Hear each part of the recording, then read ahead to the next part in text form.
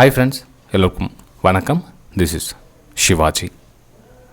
Stop loss strictly maintain பண்ணுங்கள். Stop loss போட தெரியல அப்படின்னா ஸ்டாப் லாஸ் போட கற்றுக்குங்க. ஸ்டாப் லாஸ் போட கற்றுக்கிட்டவங்க உங்களுடைய டார்கெட் நீங்கள் என்ன செட் பண்ணாலும் சரி, அந்த செட் பண்ணுற டார்கெட்டெல்லாம் கம்ப்ளீட்டாக ஹோல்ட் பண்ணுங்கள். பாதி டார்கெட்டில் வெளியே வராதிங்க ஃப்ரெண்ட்ஸ். இன்னமும் நம்ம யூடியூப் சப்ஸ்கிரைபர்ஸ் நிறைய பேர் ஸ்டாப் லாஸ் போடாமல் ட்ரேட் பண்ணிகிட்ருக்காங்க. தயவு செஞ்சு அந்த மாதிரி பண்ணாதீங்க. ஒரு நாள் உங்களுடைய மேபி 5 நாள் நீங்கள் ஸ்டாப் லாஸ் போடாமல் ப்ராஃபிட் பண்ணியிருக்கலாம். 6வது நாள் உங்களுடைய 5 நாள் ப்ராஃபிட்டும் ப்ளஸ் அடுத்த கேபிட்டலும் உங்களுக்கு கம்ப்ளீட்டாக காணாமல் போயிடும். கொஞ்சம் புரிஞ்சுங்க. அதே மாதிரி இந்த நோ லாஸ் நோ ப்ராஃபிட் ஜோனில் இருக்குங்க. அதாவது எனக்கு ப்ராஃபிட் நல்ல லாஸ்ல சார், நான் ரொம்ப நாள் அப்படியே போயிட்டுருக்கேன் அப்படின்றவங்க, உங்களுடைய மெயின் பிரச்சனை என்ன அப்படின்னா, நீங்கள் ஃபுல் கம்ப்ளீட் டார்கெட் ஹோல்ட் பண்ணாதது தான் முக்கியமான காரணம். அதாவது டார்கெட்டை கம்ப்ளீட்டாக நீங்கள் ஹோல்ட் பண்ணிங்கன்னா இந்த நோ லாஸ் நோ ஜோன்லேருந்து லைட்டாக உங்களுடைய ப்ராஃபிட் ஜோனுக்கு மூவ் ஆவீங்க. இது நீங்களே கண்கூட பார்க்கலாம். நல்லா கவனிச்சு இன்னொரு டைம் சொல்கிறேன். No loss no profit. அதாவது ஒரு மாதம் ஃபுல்லாக நான் ட்ரேட் பண்ணுறேன், எனக்கு லாபமும் இல்லை நஷ்டமும் இல்லை, நான் ட்ரேட் பண்ணிகிட்டே இருக்கேன், என்ன லாபம் வந்தால் மாதிரி தெரியல அப்படின்றவங்களுக்கு இந்த முக்கியமான பிரச்சனை ஃபேஸ் பண்ணிட்டுருப்பாங்க. அதாவது அவங்களுடைய டார்கெட் ஃபிக்ஸ் பண்ணுறாங்க இல்லைங்களா, அந்த ஃபிக்ஸ் பண்ண டார்கெட் போகிறதுக்குள்ளே பாதி டார்கெட்டில் வெளியே வந்துடுவாங்க. அதாவது கிடைச்ச லாபம் போதும் அப்படின்னு வெளியே வர சொல்ல என்ன ஆகுன்னா, அவங்களை 1:1 ரிஸ்க் ரேஷியோ பண்ண சொல்ல, ஸ்டாப் லாஸ் வர சொல்ல கரெக்டாக ஹோல்ட் பண்ணுவாங்க. டார்கெட்டில் பாதி டார்கெட் வெளியே வர சொல்ல அவங்களுடைய நோ லாஸ் நோ ப்ராஃபிட் ஜோனில் வருவாங்க. ஓகேங்களா.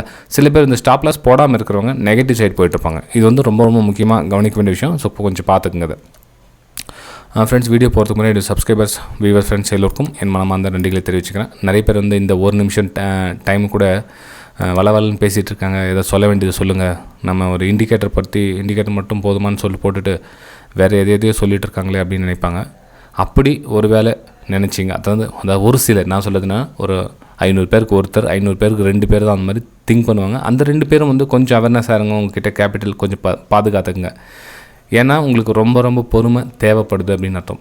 அதாவது இந்த வீடியோவை, என்னோடய வீடியோ மேக்ஸிமம் 10 நிமிஷத்துக்குள்ளே தான் இருக்கும். ஒரு சில டைமில் 12-13 நிமிஷம் ஆகும். இந்த 10 நிமிஷம் வீடியோ உங்களால் பார்க்க பொறுமை இல்லை, ஸ்கிப் பண்ணி பார்க்கணும் அப்படின்னு நீங்கள் நினச்சிங்க அப்படின்னா உங்களுடைய பொறுமையை நீங்கள் டெஸ்ட் பண்ணிக்கலாம். அதே லைவ் மார்க்கெட்லேயும் உங்களோட பொறுமை அதே மாதிரி தான் இருக்கும். அதாவது ப்ராஃபிட்லேயும் ஒரு நிலையாக நிற்க மாட்டீங்க, ஸ்டாப் லாஸ் வர சொல்லவும் நிலையாக நிற்க மாட்டீங்க. ஓகே, சரி ஃப்ரெண்ட்ஸ், நம்ம வீடியோ போகலாம் வாங்க. இந்த வீடியோவில் இண்டிகேட்டர் அப்படின்னா என்ன, ஒரு விஷயத்தை இண்டிகேட் பண்ணுறது, அவ்வளோதான், சிம்பிள். இண்டிகேட்டர் மட்டும் உங்களுக்கு ஒரு பணம் சம்பாதிச்சு கொடுக்குற ஒரு மிஷினாக ஒரு டூல்ஸாகவே இருந்திருந்தால் இன்றைக்கி எல்லாருமே வாங்கிட்டு இருப்பாங்க மிஷினை. இப்போது ஒரு ஆடி கார் BMW கார் வாங்குற அளவுக்கு பணம் இருக்குது அப்படின்றப்போ ஒரு எக்ஸாம்பிள் வச்சுங்களேன். ஏன் அவனால் இந்த மாதிரி ஒரு சாஃப்ட்வேர் 10 வாங்கி போட்டாக்கா டெய்லி ஒரு இண்டிகேட்டர்னால் பணம் சம்பாரிச்சிட்டு கொடுத்துருப்போது. ஓகே, ஒரு நம்ம இந்தியாவில் பொறுத்தவரை வச்சுங்களேன், இந்தியாவில் பொறுத்த இந்த மாதிரி இண்டிகேட்டர் கிடைக்குது அப்படின்னா எவ்வளோ பணம் கொடுத்து வேணாலும் வாங்குறதுக்கு ரெடியாக இருக்காங்க. அதாவது ஒரு பணம் சம்பாதிக்கிற மிஷினை கிடைக்குது அப்படின்னா யார் வேணாலும் எவ்வளோ நாள் கொடுத்து வாங்குறதுக்கு ரெடியாக இருப்பாங்க. ஆக்சுவலாக இண்டிகேட்டர் மட்டும் வச்சு நம்மளால் ட்ரேடை சக்ஸஸ்ஃபுல்லாக கொண்டு வர முடியாது.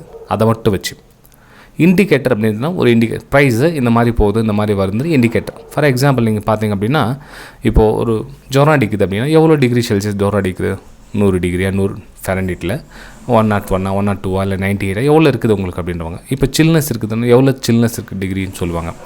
அது மாதிரி இண்டிகேட்டர், அவ்வளோதான். அது இண்டிகேட்டர் பெரிய விஷயம் கிடையாது. இண்டிகேட்டர் காமனான விஷயம். அது இப்போ ஒன்றும் இல்லை. இப்போ நீங்கள் ரோட்டில் வண்டி போயிட்டுருக்கீங்க, உங்களுக்கு சிக்னல் போட்டிருப்பாங்க. என்ன போட்டிருப்பாங்க ஃபஸ்ட்டு? ரெட்டுங்களா, எல்லோ, க்ரீன் 3 போட்டிருக்குங்களா.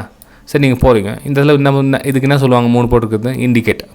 ரெட் இண்டிகேட்டர் போட்டுட்டாங்க, எல்லோ இண்டிகேட்டர் போட்டுட்டாங்க, க்ரீன் இண்டிகேட்டர் போட்டுட்டாங்க அப்படின்னு சொல்லுவாங்க. இப்போது நீங்கள் க்ரீன் இண்டிகேட்டர் போட்டுட்டாங்க, எக்ஸாம்பிள் வச்சுக்கலாம். இப்போ நீங்கள் வண்டி இங்கேருந்து மூவ் பண்ணி, க்ரீன் வந்துடுச்சு, நம்ம மூவ் பண்ணலாம் அப்படின்னோன்னா நீங்கள் க்ரீன் வந்தோடனே நீங்கள் மூவ் பண்ணி போயிடுவீங்களா முன்னாடி? அதுக்கப்புறம் என்ன இருக்குது? அதுக்கப்புறம் உங்களுடைய வெஹிக்கிளோடைய பிரேக் இருக்குது, பெட்ரோல் இருக்குது, எக்ஸலேட்டர் இருக்குது, அதுக்கப்புறம் என்ன எட்ஸெட்ரா எல்லாத்தையும் நீங்கள் தான் ஆப்ரேட் பண்ணணும். வெறும் இண்டிகேட்டர் வந்துச்சுன்னு சொல்லி ஸ்ட்ரெயிட்டாக போயிட முடியாது. அதுக்கப்புறம் ஹம்ஸ் வரும், அதுக்கப்புறம் நிறைய சிக்னல்ஸ் வரும், அதுக்கப்புறம் எக்கச்சக்கமான பிரச்சனை ஃபேஸ் பண்ண மாதிரி இருக்கும். இதெல்லாம் தாண்டி போனால் தான் நீங்கள் போய் சேர வேண்டிய இடத்த போய் சேர முடியும். அதுக்கப்புறம் அதே சமயத்தில் இன்னொரு பார்த்தீங்கன்னா இண்டிகேட்டர் அப்படின்னா என்ன, இப்போ நீங்கள் போயிட்டுருக்கீங்க, லெஃப்ட்டு ஸ்ட்ரெயிட்டு இண்டிகேட்டர், இதுவும் இண்டிகேட்டர் தான், ஸ்ட்ரெயிட்டாக போகுது. இப்போ பர்டிகுலர் இந்த ஊருக்கு இந்த லெஃப்ட்டில் போகணும், இந்த பலான ஊருக்கு ரைட்டில் போகணும், ஸ்ட்ரைட்டாக போகணும். ஸோ இண்டிகேட்டர் போட்டுன்னு வச்சிங்களேன்.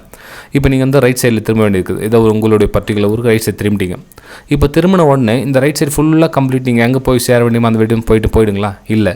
இது என்ன ஆகும்? இதுக்குள்ளே லெஃப்ட் வரும், ரைட் வரும், ரைட் வரும், யூ டர்ன் வரும், என்னென்னவோ வரும் அது உள்ள. அதுக்கப்புறம் தான் கடைசியாக நீங்கள் போய் சேர வேண்டிய ஊர் வரும். ஓகேங்களா? ஸோ அதே மாதிரி தான் நம்ம சார்ட்டில் கூட இண்டிகேட்டர் மட்டுமே வந்து உங்களுக்கு பலன் அளிக்காது.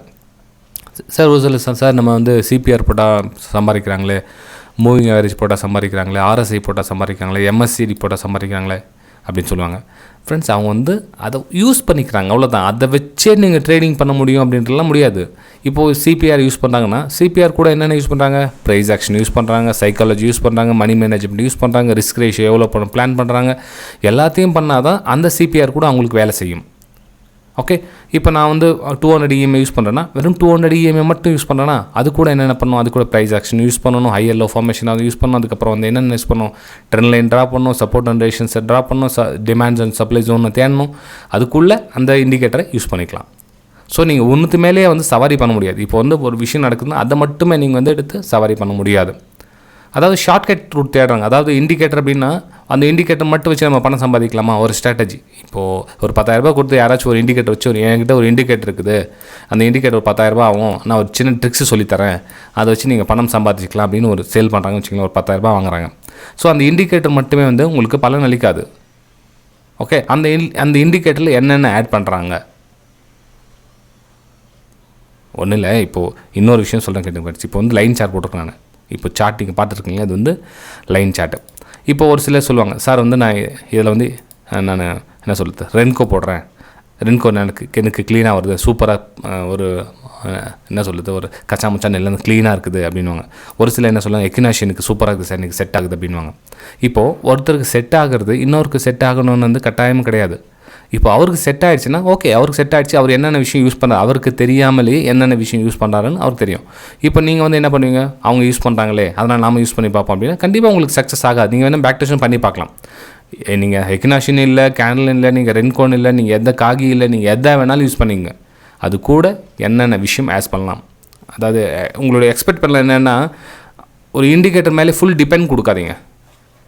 அதுவும் நான் ஷார்ட்டாக சொல்ல வரேன் என்னென்னா, ஒரு இண்டிகேட்டர்னா ஒரு போலிங் ஏர் யூஸ் பண்ணுறீங்கன்னா போலிங் ஏர் 3 லைன் போகுது. இப்போ என்ன பண்ணுவாங்க, ஒரு சிலர் வந்து இங்கேருந்து ஸ்டார்ட் பண்ண பை எடுக்கிறேன், அது கீழே ஸ்டாப் லாஸ் போடுறாங்க, இல்லை அங்கேருந்து சேல் எடுக்கிறேன், அது கீழே வந்து மேலே ஸ்டாப் லாஸ் சேல் பண்ணுறாங்க, ஒரு சில மிடில் என்ட்ரி எடுக்கிறேன்னுவாங்க. இப்போ இந்த போலிங் ஏர் பேண்ட்லேயே 3 விதமான ட்ரேடர்ஸ் இருக்காங்க. எப்படி இந்த போலிங் ஏர் பேண்ட்லேயே 3 விதமான ட்ரேடர்ஸ் இருக்காங்க. நான் அங்கேருந்து வரசல் சேல் பண்ணுறேன், இந்த மிடில் கட்டாக சொல்ல பை பண்ணுறேன், இல்லை இங்கேருந்து பாட்டம்லேருந்து பை பண்ணுறேன் அப்படின்வாங்க. இப்போ ஆர்எஸ்ஐ எடுத்துக்கிட்டீங்க அப்படின்னா கீழே என்ன பண்ணுவாங்க, 80-20 நான் ஓவர் பாட் ஓவர் சோல்டு வச்சு பண்ணுறேன்னுவாங்க. ஒரு சிலர் என்ன பண்ணுவாங்க, நான் கிராஸ் ஓவர் பண்ண சொல்ல வந்து மூமெண்ட்டில் பை பண்ணுவேன், இல்லை அங்கே கீழே சேல் பண்ணுவேன், இந்த ஃபாஸ்ட் மூமெண்ட்டை நான் கேட்ச் பண்ணுவேன் அப்படின்வாங்க. ஸோ நீங்கள் எதில் நீங்கள் ஒரு விஷயம் யூஸ் பண்ணுறீங்க அதில் நீங்கள் மாஸ்டர் ஆகுங்க. நான் ஷார்ட்டாக திரும்ப அதே தான் சொல்கிறேன், இண்டிகேட்டர் மட்டும் யூஸ் பண்ணாதீங்க, இண்டிகேட்டரையும் ஒரு பார்ட்டாக யூஸ் பண்ணிங்க. ஃப்ரெண்ட்ஸ், வீடியோ பிடிச்சா மறக்காமல் லைக் பண்ணுங்கள், சப்ஸ்கிரைப் பண்ணுங்கள், ஷேர் பண்ணுங்கள். நான் இப்போ இந்த சொன்ன விஷயம் வந்து கொஞ்சம் எக்ஸ்பீரியன்ஸ் இருக்கிறவங்களுக்கு கண்டிப்பாக புரியும். புதுசாக வந்தவங்களுக்கு புரியறதுக்கான சான்சஸ் வந்து ரொம்ப கம்மி. ஏன்னா இப்போ நான் சொன்ன விஷயம் வந்து புதுசாக வந்தவங்களுக்கு எதுவுமே தெரியாது. இப்போ இண்டிகேட்டர்னால் என்னென்னு தெரியாது சில பேருக்கு. அப்போ என்ன பண்ணுவாங்க, அவங்களுக்கு எதுவும் புரியாது. ஸோ புரிஞ்சவங்க லைக் பண்ணுங்கள். நம்ம அடுத்த வீடியோ சந்திக்கலாம். Bye friends.